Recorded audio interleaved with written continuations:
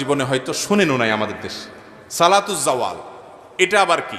আমরা সালাতুদ দোহা চাষতের নামাজ জানি, এশাকের নামাজ জানি, আমরা তাহাজ্জুদের নামাজের কথা শুনছি, আওয়াবিনের নামাজের কথা শুনছি, অনেক নফল নামাজের কথা শুনছি। সালাতুজ জাওয়াল বা জাওয়ালের নামাজ এটা আবার কি? জাওয়ালের নামাজের কথা নবী করিম সাল্লাল্লাহু আলাইহি ওয়াসাল্লাম থেকে বিশুদ্ধভাবে বর্ণিত আছে।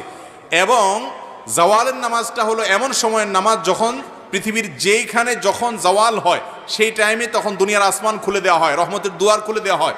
এই টাইমে 4 রাকাত নামাজ নবী করিম সাল্লাল্লাহু আলাইহি ওয়াসাল্লাম পড়তেন। টাইমটা কখন? টাইমটা হলো ঠিক দুপুরে যখন জোহরের ওয়াক্ত হয়।